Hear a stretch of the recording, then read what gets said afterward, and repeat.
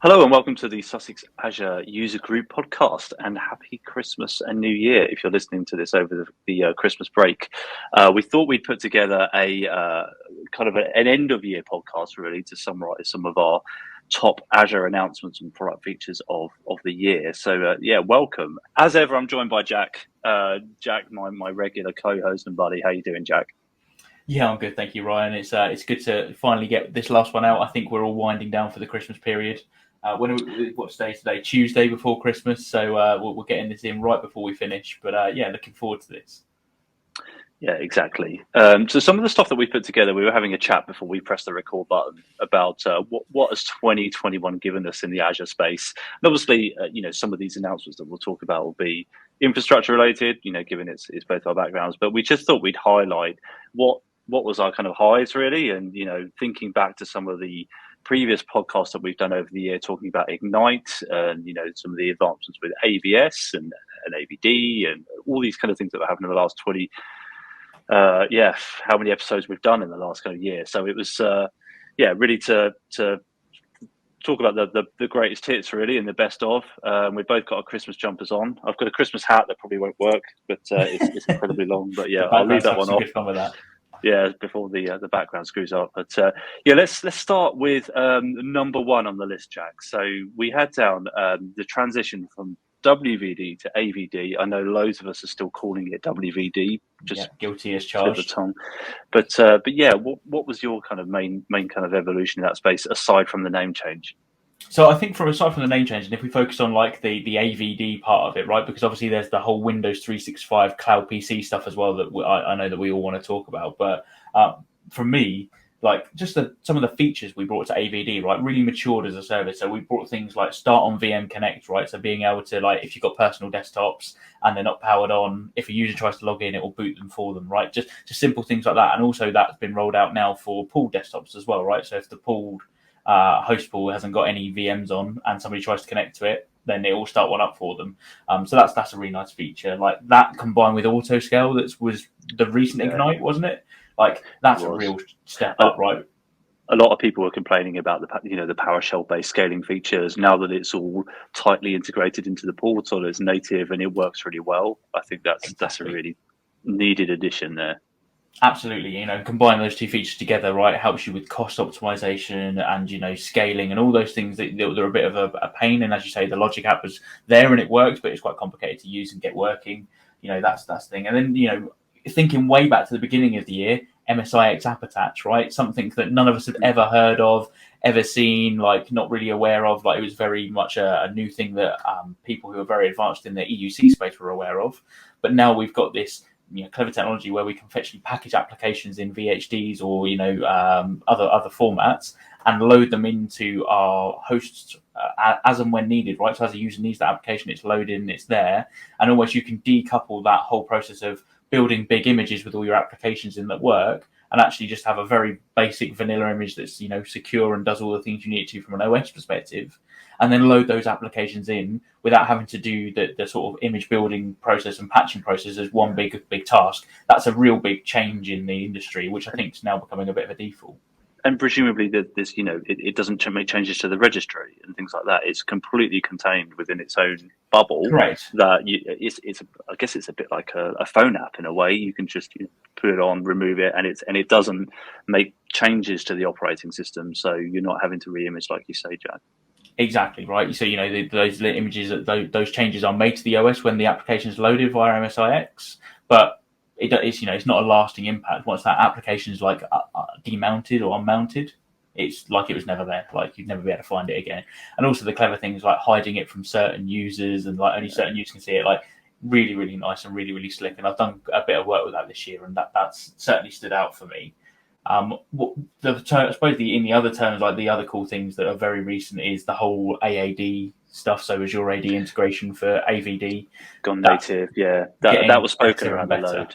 Yeah, I remember when WVD first came into preview, people were like, "Yeah, I want to integrate this natively with exactly. Azure Active Directory." And for a lot of new users to Azure, the list of prerequisites was actually quite long. You've got to deploy domain controllers or have at least line of sight to them over a VPN or an express route. And there was a lot of those kind of identity based setup stuff that you had to do that's now just a lot simpler with native Azure AD. It's still only personal desktops, right? Or is it now available in pooled? It's slowly getting there, right? So there's a very big stage plan that they've been they've talked about quite a lot in the Ignite session. So I'd invite you to go and watch those.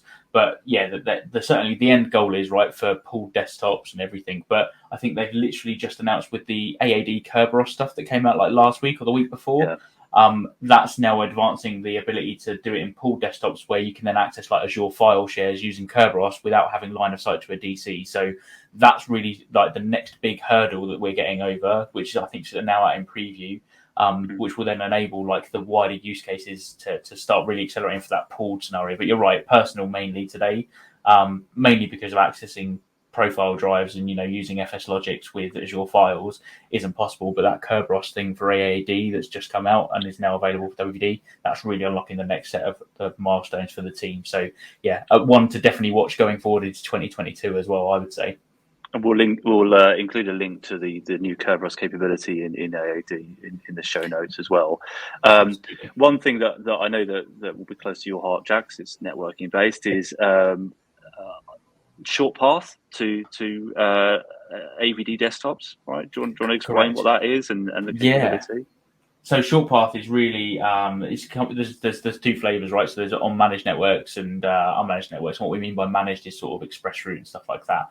But what it effectively allows you to do is instead of connecting to WVD over the public internet, right, and just routing directly over the public internet via your ISP and then into the Azure network and connecting to those desktops and that your RDP connection being established over that, you can effectively, once you've done the initial authentication part and you can talk to the control plane of like the load balancers and all of the like the portal side of AVD to pick your app or your desktop that you want to connect to, when you then actually make that connection to the session host in the background, it's direct. So it doesn't go through any of our other hops. It's direct to that host, and therefore, we actually can enable things like UDP on that, which means it's very, very fast. Obviously, there's capability for things being lost, but that's like what Teams and audio things do today, right? It's meant to get there as fast as it can to give you the best experience and best performance. So today that's in preview on managed networks, I'm pretty sure. We'll leave a link in the show notes, go and check that out. But if you need really, really high performance,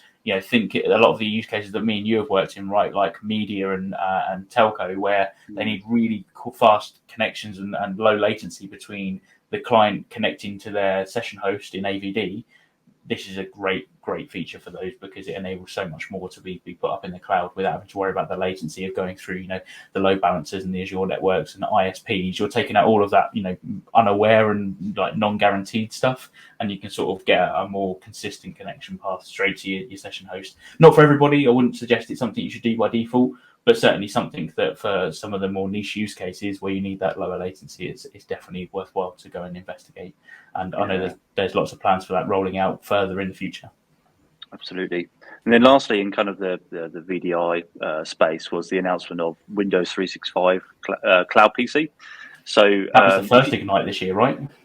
It was absolutely. It went into preview, I think, and then it shortly went GA afterwards. But now it's fully available for both business and enterprise customers. So business is limited to 300 seats, 300 users, and then enterprise is effectively unlimited. But if you've not seen it, Windows 365 is effectively a VDI on-demand service. So it's built on AVD on the back end, so effectively the same infrastructure, but it's you don't have to do any of the setup. You basically pay Microsoft to do all of the the feeding and watering of the environment. And for me, this is a really cool addition, because if you're an M365 customer, you use SharePoint, all the collaboration tools, OneDrive, Outlook, and everything else that's available, but you might have your infrastructure on-prem, or you're using a different cloud, and you don't really have the use of Azure. But the pandemic is a great example of this. You just need people to gain access to corporate desktops that are secure, got all of the inbuilt company apps too,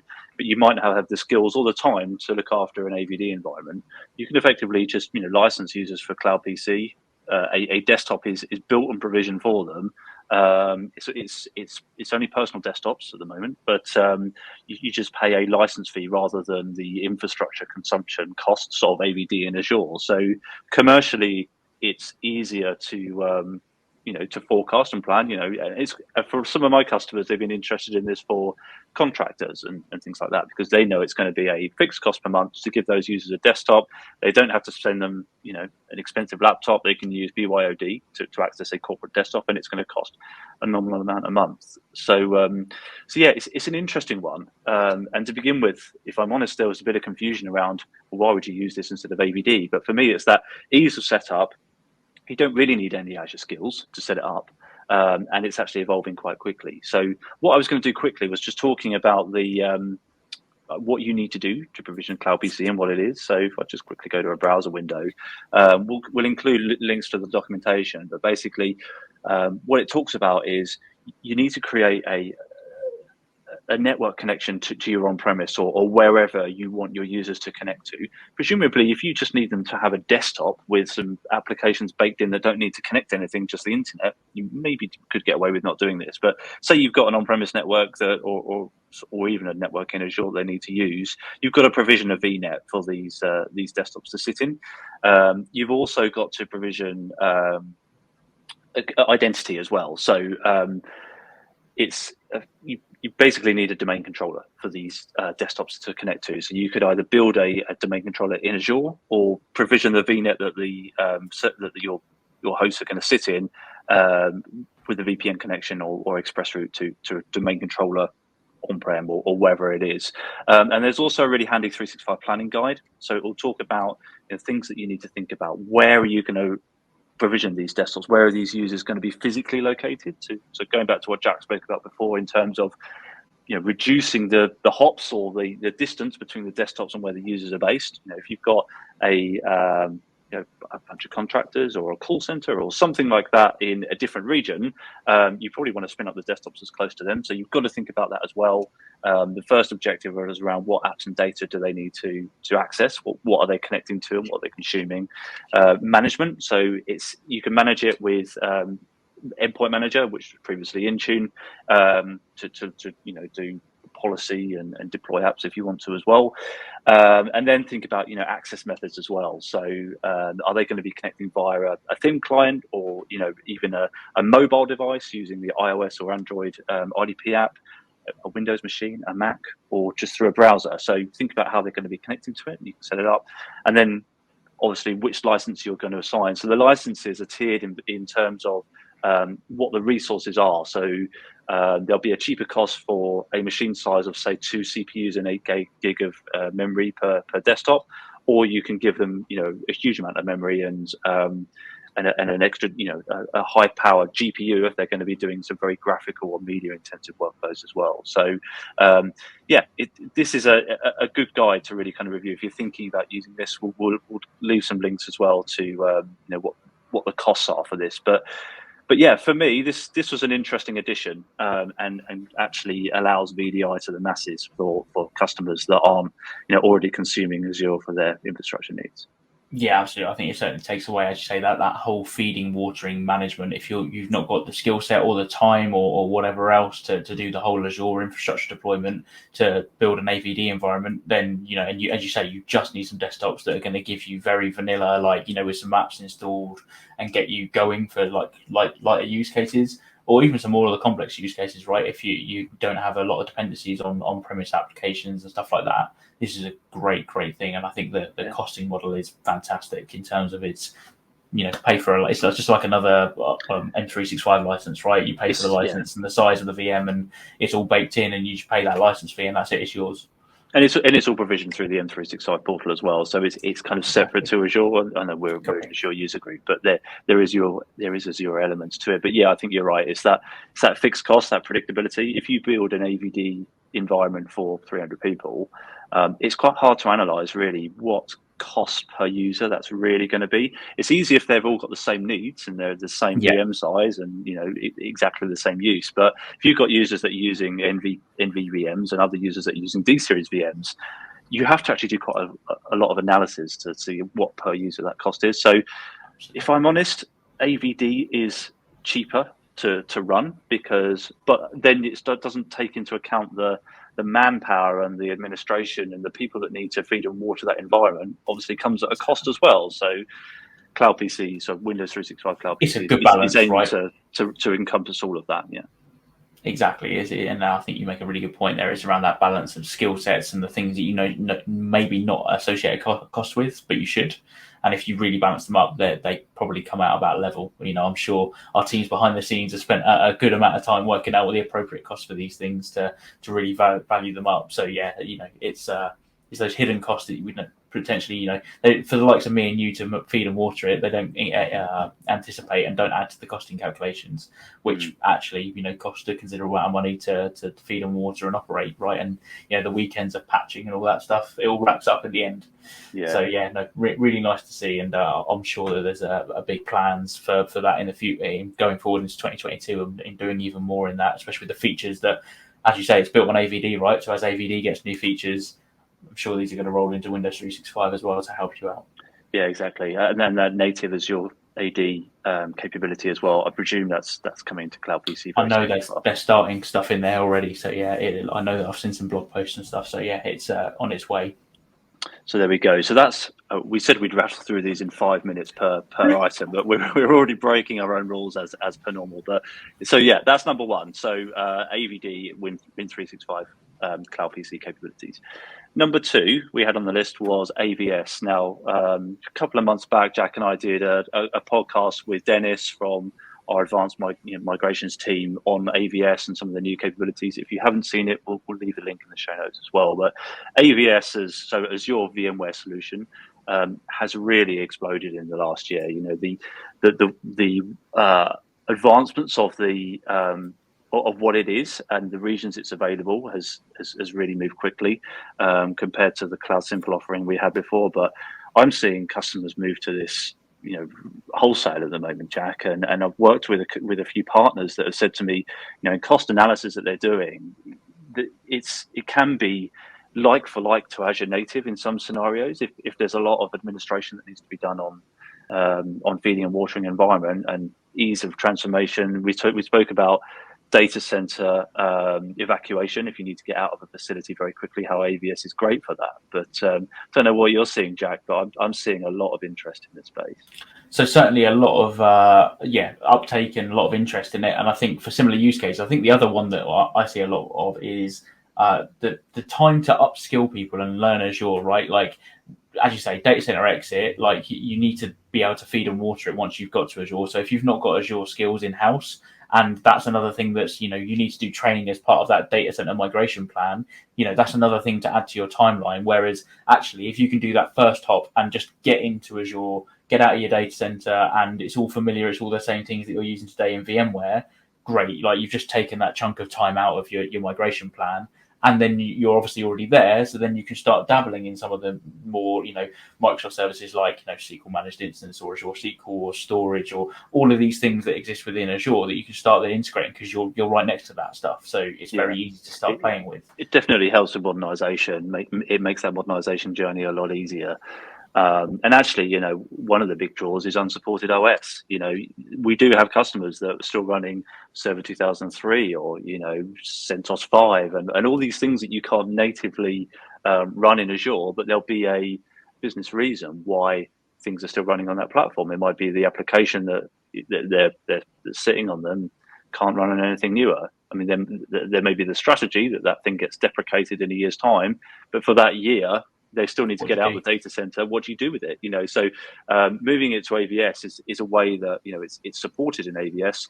Obviously, you're not going to get security updates and stuff like that, but you wouldn't on premise anyway. So it at least removes that blocker of you being able to exit a facility and old hardware and things like that.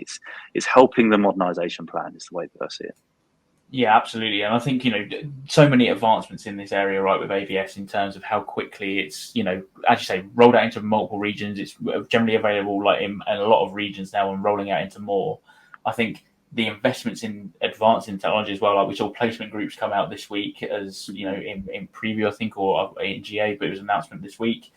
That's really good to see. So doing doing things like affinity groups and anti-affinity groups based on whether you want VMs to be on different hosts or whether you want things to be on a specific host for licensing reasons. All of those capabilities are now out as well. And just things seem to get like every couple of months, I see something else for AVD. Like we've had Jetstream, and I think one of the things we wanted to talk about specifically was disk pools, right? So for those, do you want to go into a bit of disk pools and what the use case is really behind disk pools, Ryan? Yeah, I can do. So I've got the documentation up actually, and it's still in preview at the moment. But one of the issues that a lot of people were hitting were obviously the commercial model of AVS is you pay on a per host basis, and the minimum cluster size is 3 nodes. Each node has an amount of CPU, memory, and disk available, and your virtual machines get stored on the host's disks. It's hyper converged. So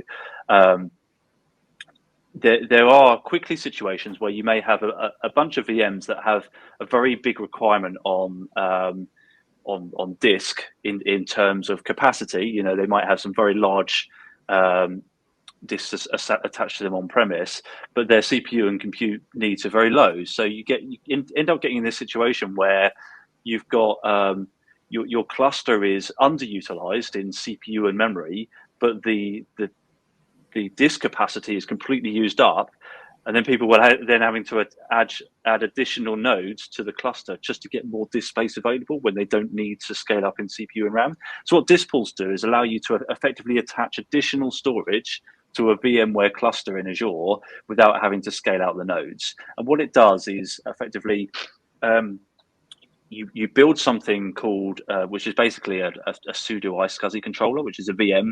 It has managed disks attached to it, and then it uses ExpressRoute FastPath to connect into your existing AVS environment. Jack, you probably explain how ExpressRoute FastPath works better than I would, but effectively it's to reduce latency between the two environments, right?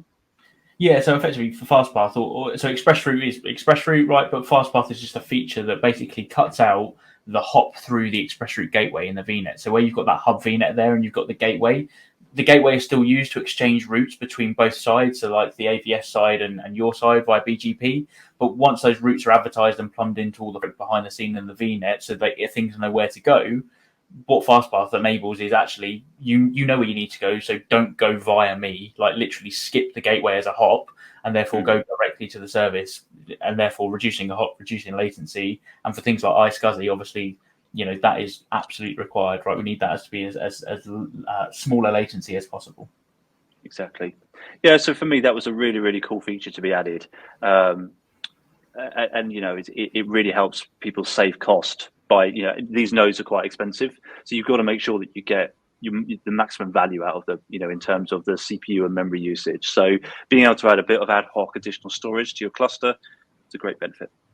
Yeah, absolutely. Yeah, a great addition to see indeed. So that's AVS, and I think AVS is definitely one of those to keep an eye on going forward in the future. I think our third thing on the list, it would be wrong for our podcast not to have a networking section. So here it is, guys. So the networking stuff that I want to call out from this year is a few things really. So I've got 3 things on my list that I think are cool from 2021. First one being Azure Root Server, something I've been very happy to see announced, and something I've been advocating for when me and Ryan worked together in the past outside of Microsoft. I was like, it'd be great if we could just have like a BGP endpoint inside Azure to do all this routing stuff with. And here we finally are, right? So again, like Ryan, I have some documentation ready and rolling. But effectively, what Azure Root Server allows you to do is a set of VMs that you can build a BGP relationship to from your MVAs inside of Azure, and that enables you to do multiple things like easier active passive or active HA scenarios, but actually what that is you deploy this into an Azure Root Server subnet, and behind the scenes there's a set of VMs that you build BGP relationships to from your devices, whether that's SD-WAN appliances or MVA firewalls, and you can advertise routes to this, and then the Azure Root Server integrates with the Azure underlying fabric for the virtual network side of things and automatically programs those route tables to go to the next hops of your appliances that you're advertising from. So you basically don't have to manage UDRs anymore. If you've got MVAs that support BGP, you can just advertise those routes over BGP to the root server, and the root server will program into your VNet. So really, really, really cool. Lots of advanced scenarios. I would highly recommend going into the concepts and also the how-to guides. There's things about enabling connectivity between ExpressRoute and VPN, which was only ever possible between on vWAN before. That's now available in normal hub and spoke, because you can basically enable the branch feature in Azure root server. Lots of good capabilities that have been enabled by this. So definitely one for you more advanced in the networking space to watch out for. And I know there's some SD-WAN, big appreciation for it in that space, because SD-WAN is a thing that's picking up in the market, and this just helps that journey, of adopting it a lot easier into Azure. Yeah, we mentioned root server, I think, in our Ignite announcements podcast. We touched on it, but please let us know. Jack's got a lot of knowledge in this space, and if you want us to do a dedicated podcast or session on advanced routing and networking in Azure, just let us know, and we'll make that part of the future roadmap. Yeah, and there's lots of great blogs out there that we'll leave some links to in the show notes, actually, from people in our fast track organization who have written some great blog posts on root server and some already advanced setups. Also from our GVB community as well, that I'll leave some links to, that if you can go and do some proper reading if you're very interested. And also watch this space, because I know that I've been working on a document that hopefully will be out very soon in the Architecture Center that will talk around root server and how to integrate it with SD-WAN scenarios that I've been working with a couple of colleagues in my team with. So yeah, watch out, lots of cool things to come. I think that the second thing that we also did a podcast about, I think we did it like day it came out, right? February. Firewall Premium. Back in February. Long ago. Yeah, so it's quite a while back, but I really enjoyed doing that podcast, because it was great to see that the native capability of Azure Premium is starting, and we said on the podcast, it's starting to rival some of the the big players in the space. So these top bits up here, right? Web categories, URL filtering, IDPS and TLS inspection, right? These are all the things that we heard when Azure Firewall came out. These are the things we want. We want to see the next level, and we've got that now with Azure Firewall Premium, and really great to see, and super easy to configure and use, but just an advanced feature set, again, like becoming that next gen sort of firewall capability and taking it further and further. So yeah, again, great to see in GA pretty much everywhere now in terms of inside of vWAN and outside. So yeah, you can go and deploy this, and you can choose between the two SKUs. Azure Firewall Standard still exists, you just don't get these premium features, and obviously there's a price difference between which ones you need. So yeah, really great to see, and done a lot of work with this recently. And has anything changed since? I mean, mindful that February was quite a way back and it's going GA. Do you know if anything's changed since that GA date in terms of new features, or is it pretty much stable and this is the core feature set still? Some enhancements in documentation and helping customers get started with, especially the TLS inspection side of things, around certificate requirements and how do you test it with self-signed certificates and all that sort of stuff.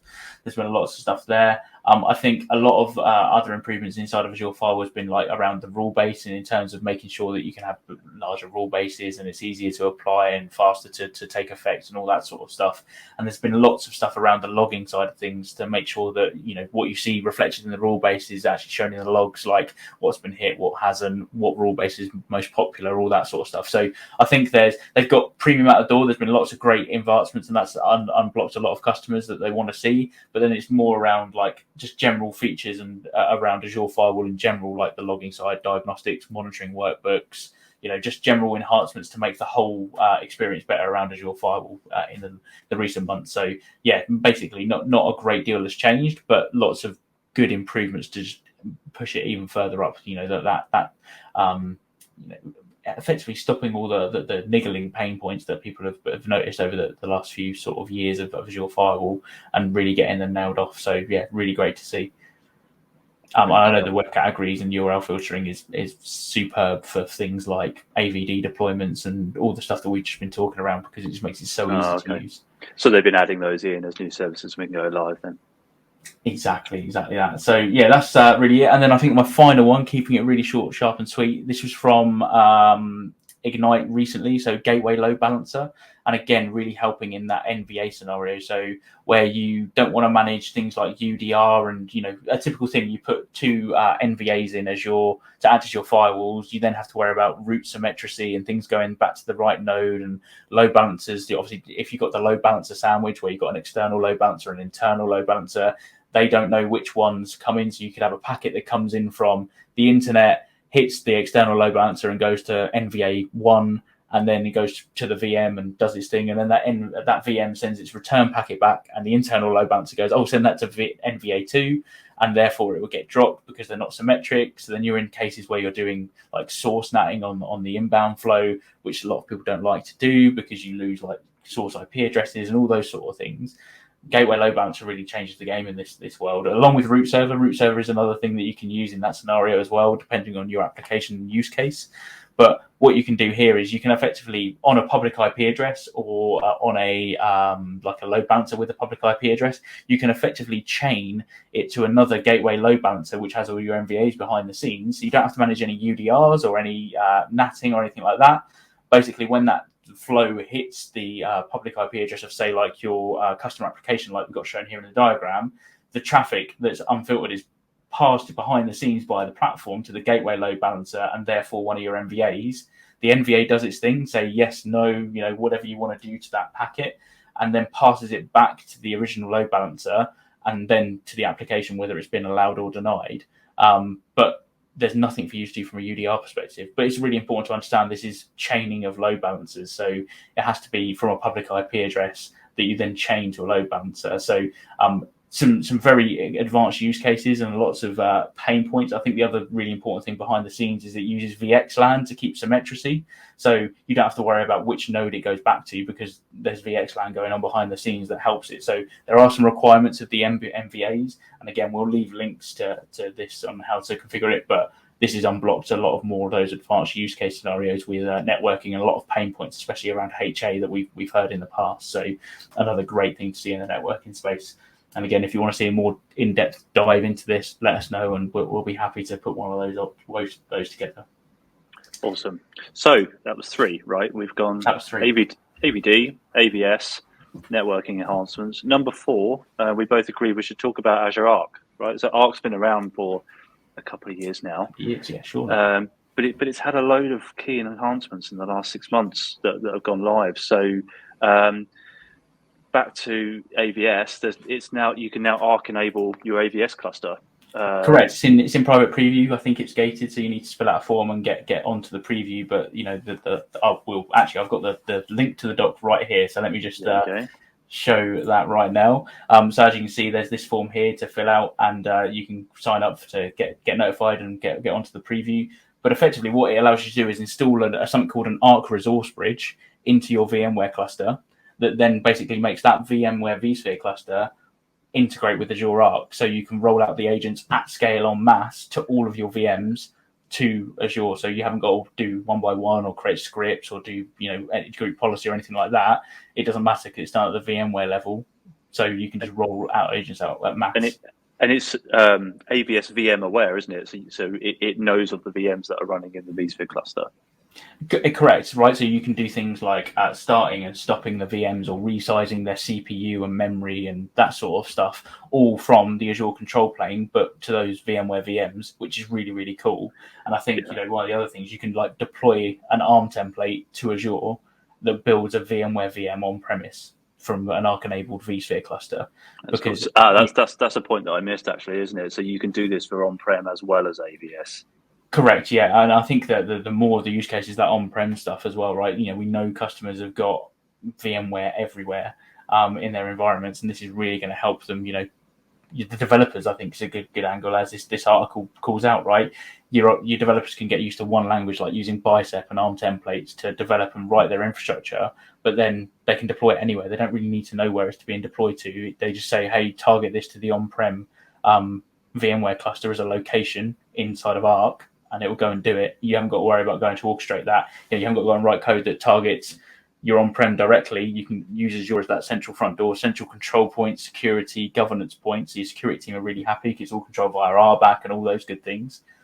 And, just unlocks a lot of cool scenarios. It's going to take a bit of a change of thought, I think, for a lot of people just to get used to the differences and how this works, but it's going to unlock a lot of great scenarios. And this is just the beginning, right? This is just a preview. So imagine how this is going to evolve and go forward. Yeah, it's interesting. When this was announced, I was like, that's that's cool, but how's it actually going to be used? But the more we speak through it, and this article is really good for that. Even in like support situations, right? You might have an infrastructure team that's built the AVS environment or the on-prem VMware environment, and you may have a operations and support team that need to like power for VM, and you might not want to give them access to that cluster. You just do it natively from the Azure portal. It's all completely governed with RBAC and everything else, as you say. So unlocks loads of capability and is kind of true hybrid between Azure native and VMware in that sense. Yeah, and you can see all those things like hopefully you can see from diagram, you see like VMs, resource pools, clusters, hosts, your templates, your networks, data stores. Start surfacing a lot more of that data inside the Azure portal. And I think you can make a really good point, Ryan, around how it changes the security model. Like you don't want to give people permissions. You can use Azure as that central place to govern everything, and then you can limit the amount of people that have access. Like domain admins or vCenter admins and stuff like that. You can control it all from the Azure control plane instead, and then you can wrap things like PIM and JIT and all those other things that you've got to sort of make that even more secure. So yeah, really, really cool to see that stuff. I would highly recommend if you're a big VMware user, go and check that out. It's going to be really, really interesting to see how people use that and get yourselves on the preview. I think the other thing was Stack HCI, right, with Arc, like big advancements there. So pretty similar, like you can now control the power of VMs and stuff like that on Stack HCI clusters with the new capabilities into integration into Arc. You can also, do things like building new VMs exactly the same as we were just talking about with VMware. So lots and lots of cool features, and it seems like a real step up. And again, this blog post is really good at talking about those advancements here that are coming to Stack HCI for Arc as well. So I would really recommend going and check that out as well. Yeah, I like that. It's like all these worlds are colliding, and meshing together. It's and that's really what we want to send as the message, right? Like Azure can be that single control plane, single point, single pane of glass, to put it in a term, to do all these things, and we connect wherever it is, whatever it is, into Azure, so you have one set of tools to use and manage. And it integrates with things like Microsoft Defender for Cloud, another rename this year that we probably need to call out from. That's had 2 renames this year, right? Was it the first rename from Security Center Standard to Azure Defender? And then we've had recently now it's Microsoft Defender. Microsoft Defender for Cloud. So I think we're finally there. It makes sense, but I'm certainly guilty of using the wrong name still in customer presentations. So I'll slap myself on the wrist for that one. But yeah, like all of that stuff gets wrapped in by using Arc.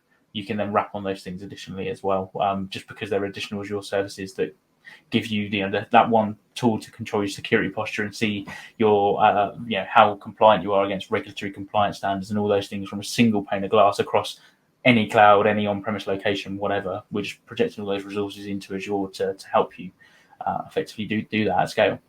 Cool. Continuing with Arc, just lastly, there's SQL Server Arc capabilities, which I think are in preview at the moment. So you can deploy the MMA agent to SQL IaaS servers, either it's on Azure or on-prem, and effectively you can get a load of data. It makes it SQL aware, so you can start to pull log data out of it. Look at how the servers are configured. It's got a load of in-guest configuration stuff. So there's a specific SQL Arc extension. And you can pull things into Azure Monitor, where there's a SQL-specific insight as well. So Arc just really kind of enables the monitoring capability of Azure Monitor for SQL to more places, as well as, like Jack said, with policy and management as well, being able to apply to SQL-specific workloads too. And I think that the Defender side, right, this diagram obviously needs an update. We'll mention that to the product team. We've got Azure Defender and Azure Sentinel on here, where it's Microsoft Defender for Cloud and Microsoft Sentinel. But, those things as well, like enabling the advanced data security pieces as well by putting that agent and connecting it into Arc. You can then get the benefits of that same benefit that you get in Microsoft Defender for Cloud for SQL to your on-premise SQL instances and databases as well, which is another great advantage. So again, really just helping customers centralize all of these disparate systems into one central place, being Azure. Yeah, absolutely. So that was everything from Arc. So that's number 4 done. Finally, one to go, and hopefully we're not too over time. But this is something that Jack and I have spoken around before a couple of times in podcasts, which is on-demand capacity reservations for VMs.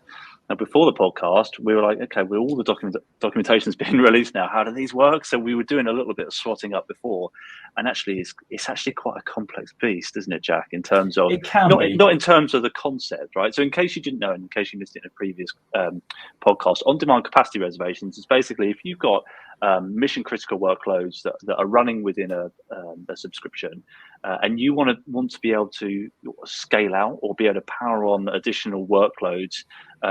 If there was an outage, or for BCDR reasons, you always want to be able to power on those VMs no matter what. So the on-demand capacity reservations basically mean you pay for these VMs to always be available in your quota.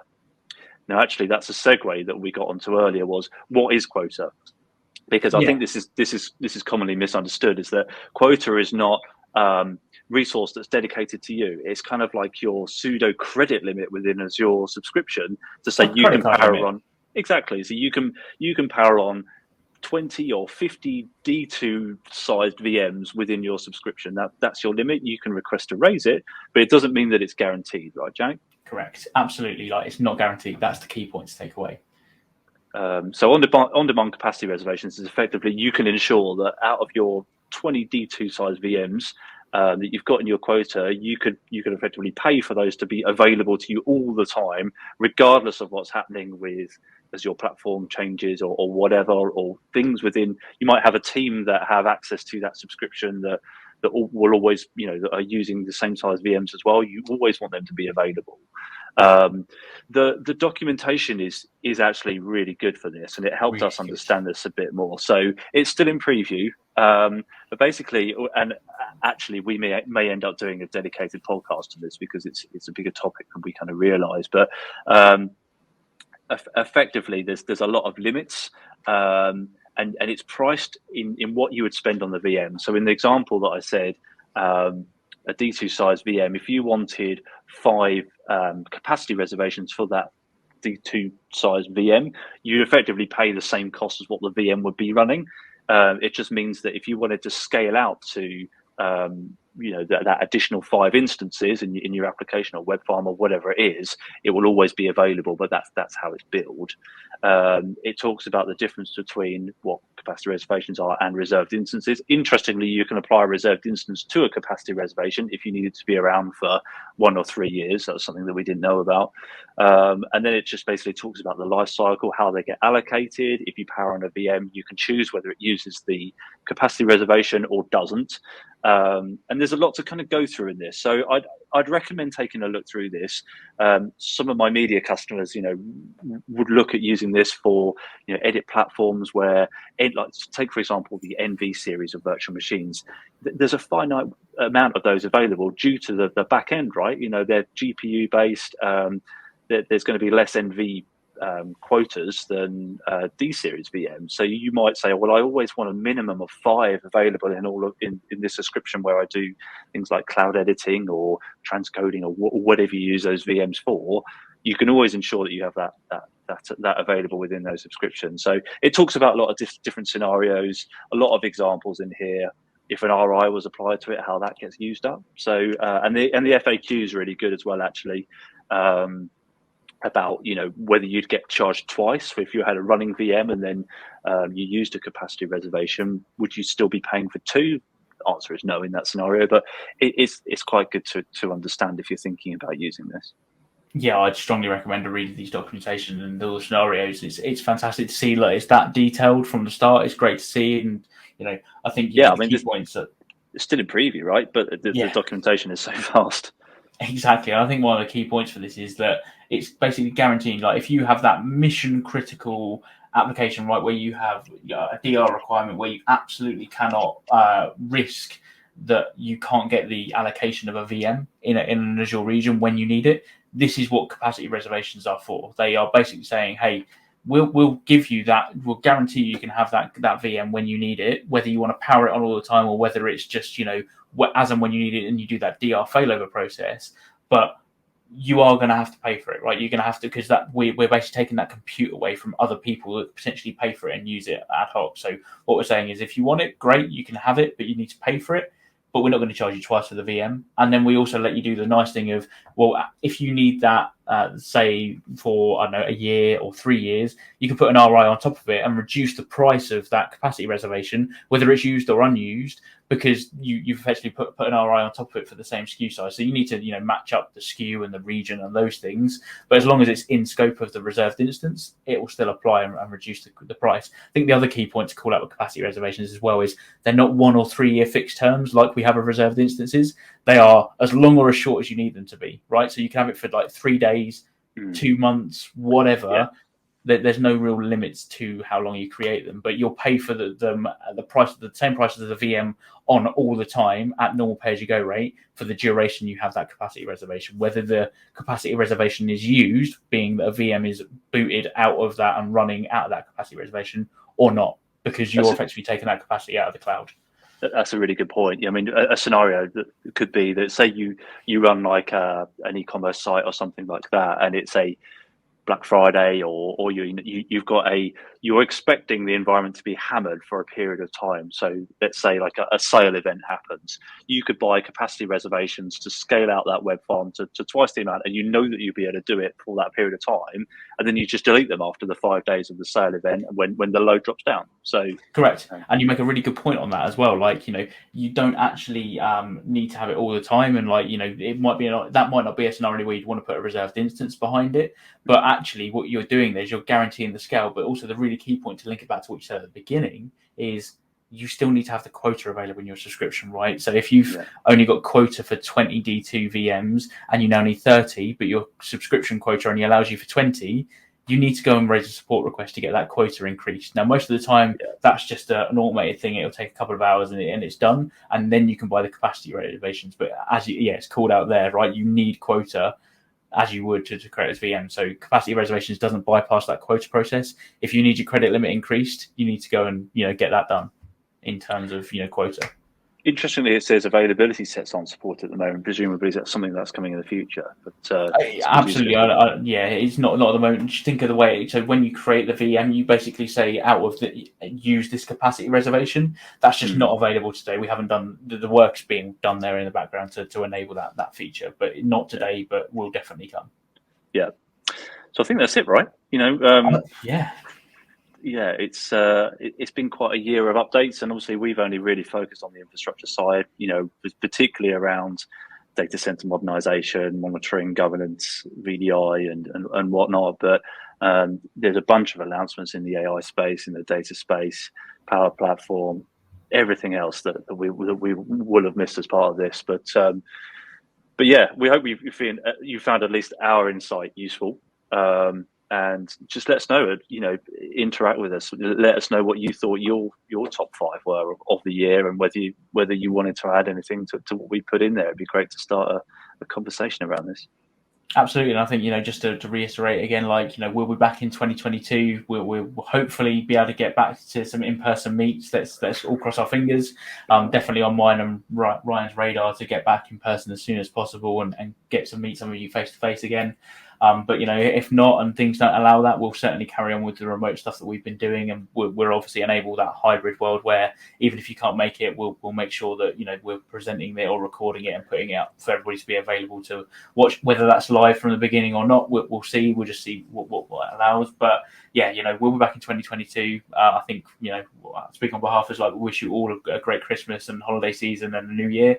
Make sure that if you are off, get some downtime. I'm probably the guiltiest for saying that, but it's very easy to stay connected. So, delete that Teams app off your phone, delete Outlook from your phone, properly disconnect, and come back fully refreshed and recharged for 2022. Because as we know, the cloud doesn't slow down, and we do need to slow down to let our brains catch up sometimes. So yeah, make sure you get some well-deserved downtime. Yeah, exactly that. And then just finally, in terms of future sessions, to move it up a bit, if we can't meet up face to face, one of the things that we did do at the Skip in Brighton that I personally really enjoyed was an open mic night for kind of IT fails. I'm thinking maybe, if you could just, let us know if you'd be interested in joining a session that we can record. Maybe we could get 5, 10 of us, just go around the room, talk about funny things that have happened in your IT career. You know, Jack and I have got a load to share, but we heard some hilarious ones when we met face to face about, you know, people taking entire, you know, data centers down because of, you know, floods and all sorts. It was really good fun. So yeah, maybe that's something we could do in January, one evening. Just let us know if you're interested, and yeah, we'll sort it out. But yeah, well, and with that, like, thanks everybody for tuning in, and we'll catch you next year. Happy Christmas, everyone. Enjoy.